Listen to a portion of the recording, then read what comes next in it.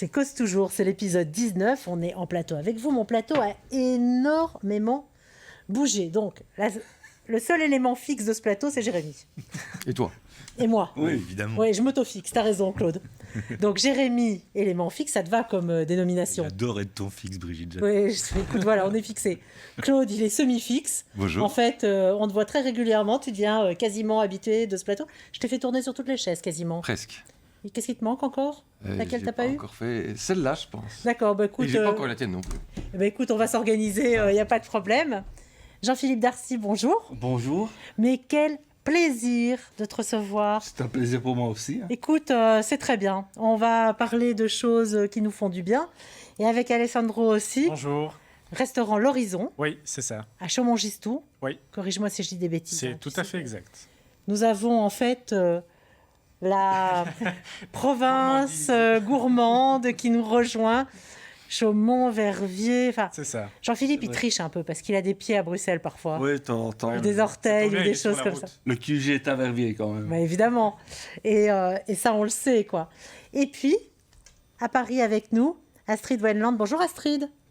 Bonjour. Alors Astrid, comme je le disais tout à l'heure à Émilie Duchesne avant qu'elle nous quitte, c'est Miss Tweed. C'est surtout celle qui connaît le mieux worldwide les coulisses du luxe. Et en fait, c'est à se demander si tu connais pas même les réponses avant que les protagonistes se posent les questions parfois. Ben oui, parce qu'il s'est passé quand même quelque chose d'absolument incroyable. Ça fait un mois que j'écris, il va y avoir une consolidation dans le luxe digital, c'est-à-dire donc tous ceux qui vendent du luxe sur Internet. Complètement. Et finalement, le temps des grandes alliances, que je n'arrête pas de prédire depuis 3-4 semaines, est arrivé. C'est-à-dire, là, c'est merveilleux parce que quand on écrit sur quelque chose qui se réalise, c'est encore mieux. J'allais dire, est-ce que tu pourrais écrire sur, je sais pas, la loterie ou le loto ou quelque chose comme ça? Parce que en quelques semaines, ça fait déjà 2 ou 3 fois que tu as des effets d'annonce dont on a déjà les résultats. Donc là, si tu pouvais nous aider sur des trucs encore plus terre-à-terre pour nous, ce serait merveilleux et formidable. Ah oui, mais le luxe, c'est ce qui est essentiel et ce qui est inutile. Exactement. Alors effectivement, on a beaucoup parlé de digital ensemble. Et là, tu vas rentrer dans le vif du sujet. Absolument, parce que tu sais, il y a quand même des grands acteurs dans le luxe sur Internet. Tu as une entreprise qu'on connaît tous qui s'appelle Amazon, Bien sûr. qui essaie de rentrer dans le luxe, Oui. n'est-ce pas? Tu as une autre grande entreprise qui est basée à Londres qui s'appelle Farfetch, Tout à fait. fondée par un Portugais qui est vraiment une boîte incroyable, qui est investie dans la technologie et qui a maintenant des millions et des millions de clients à travers le monde. Et tu as un autre acteur très important qui s'appelle Alibaba. Oui. Et Alibaba a vraiment fait la misère de toutes les grandes maisons de luxe parce qu'il y a un site sur Alibaba qui s'appelle Taobao qui vend beaucoup de contrefaçons, des sacs aussi vendus, on va dire, par des gens qui ont du stock, qui savent pas quoi en faire, donc ils le mettent là. Donc c'est pas terrible pour l'image de marque, si tu veux. Et donc, pendant, on va dire, 20 ans, 15 ans, les marques de luxe disaient, mais jamais on fera affaire avec le diable, parce que Alibaba, c'est le diable. Exactement. Ah. Et c'est le diable qui s'habille pas toujours dans des jolies marques. Non. Qu'est-ce qui s'est passé? Il se passe qu'il y a des millions de gens en confinement, que le business, ça se passe plus dans les boutiques, ça se passe en ligne. Donc, le temps des grandes alliances est arrivé, c'est-à-dire que Farfetch a fait une alliance avec Alibaba.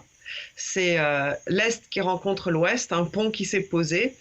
Et les marques de luxe, eh bien, pourquoi elles disent oui? Parce que D'abord, est-ce qu'elles ont le choix?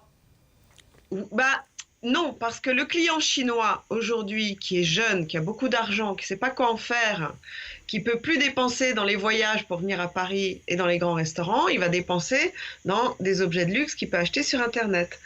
Et cette manne-là, les marques de luxe en ont énormément besoin. D'autant Donc, plus que quand tu expliques ça, Astrid, quand tu dis le client chinois, étant donné la taille et la puissance du pays continent, on comprend bien que c'est en pourcentage et en gros pourcentage sur les chiffres d'affaires des plus belles maisons de luxe que ça compte. Absolument. Alors aujourd'hui, le client chinois, c'est à peu près 35% des achats mondiaux du luxe et il va passer à 50% en moins de 4 ans.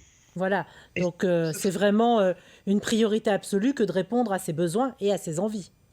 et donc, qu'est-ce qui se passe? Eh bien, les principes en disant jamais je ne travaillerai avec Alibaba, over my dead body, eh ben, figure-toi que ces principes-là, il est passé à la fenêtre parce qu'on a besoin de travailler avec les Chinois.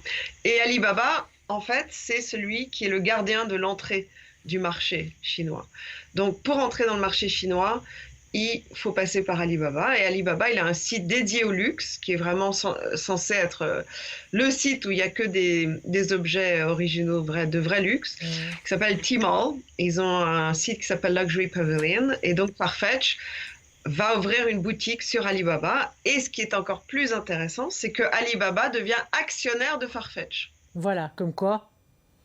Et il y a pas juste ça. Parce qu'en fait, les groupes de luxe comme Richemont, comme Kering, ils ont senti le vent tourner. Donc en fait, si tu veux, on est en plein Game of Thrones, j'ai envie de dire. C'est vraiment la bataille en ce moment, les alliances, parce que il faut vite, vite, vite choisir son camp, parce que si ceux qui seront pas avec nous sont contre nous, n'est-ce pas? C'est exactement ça.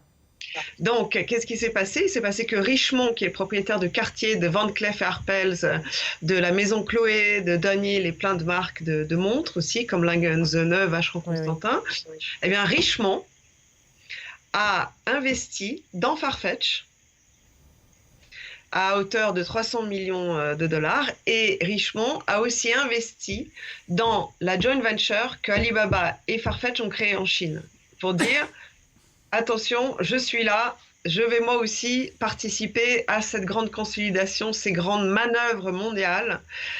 Et l'enjeu vraiment est conséquent, c'est-à-dire que c'est intéressant, les maisons de luxe, tu sais très bien, pendant 15-20 ans, on fait semblant, on fait comme si Internet n'existait pas. Oui, oui, Du mais elles ont coup, fait comme si Internet n'existait pas. Mais là, elles sont en train de se répartir le marché ou d'entrer sur le marché, et puis alors beaucoup plus vite que ce qu'ils imaginaient, je pense.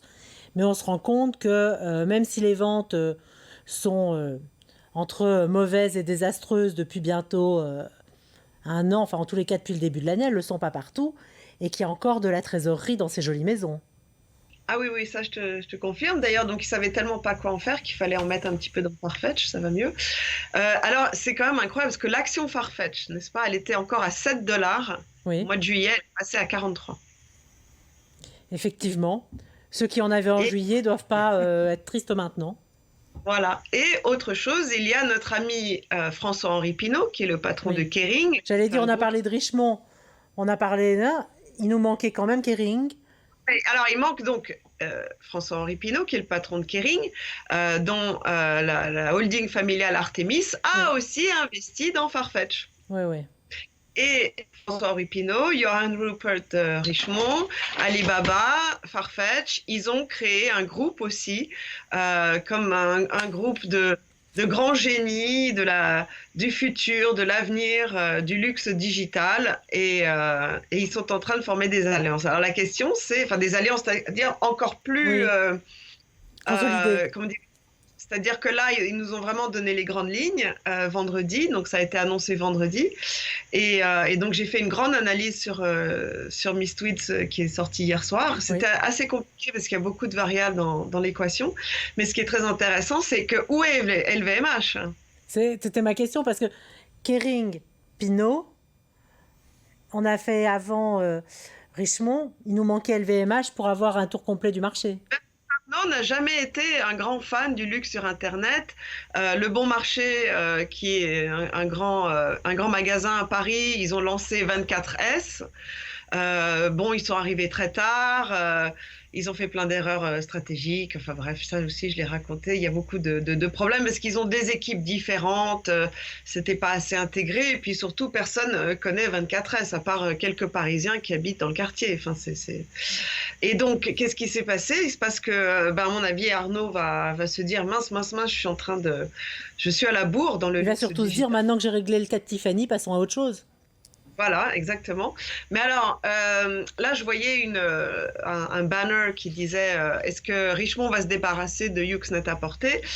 Je pense que c'est pas encore tout à fait fait. C'est-à-dire qu'il y a des grosses questions sur l'avenir de ce business model. Parce que Farfetch, c'est quoi? C'est-à-dire, tu prends tous les magasins, tu as Harrods, par exemple, qui vend sur Farfetch. C'est-à-dire que c'est tous les détaillants qui vendent sur ce site. C'est une marketplace. C'est-à-dire que Farfetch, lui, n'a pas de stock.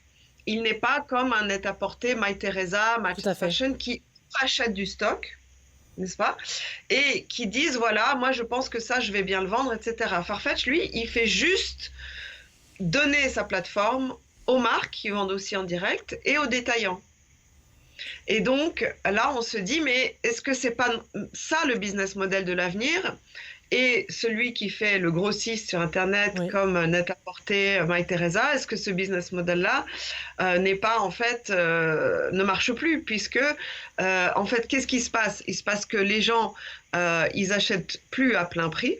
Donc, ils sont tous obligés de faire des soldes tout le temps, ce qui est extrêmement mauvais pour l'image de marque. Et parce qu'ils ont du stock sur les bras, ce qui crée des tensions entre les marques. Donc les marques disent, bon bah écoutez, je vous vends plus de stock, je vais vendre en direct parce qu'au moins comme ça je vais contrôler les prix. Évidemment. Et les marques préfèrent de plus en plus le modèle Farfetch de concession, c'est-à-dire que je contrôle ce que je vends, à quel prix, à qui, etc. Et donc il y a en ce moment, il y a vraiment une grande réflexion stratégique autour de l'avenir du luxe en ligne, le luxe digital. Mais de toute façon, on n'aura pas d'autre choix que à la fois de vivre avec et en même temps d'ajuster la pratique. Ça fait écho à ce que racontait Arik tout à l'heure sur les pratiques dans le monde de l'entreprise. C'est arrivé un peu vite. Il y a une espèce de bouleversement du marché plus rapide que ce qu'on imaginait. Du coup, on va devoir ajuster. Et les ajustements, on les suivra au fur et à mesure. Merci Astrid d'être venue nous raconter tous ces ajustements en ce lundi. Et puis, comme d'habitude, inscrivez-vous, allez voir la newsletter de Miss Tweed. C'est à la fois édifiant et passionnant. À bientôt Astrid. Merci, à bientôt. Bye.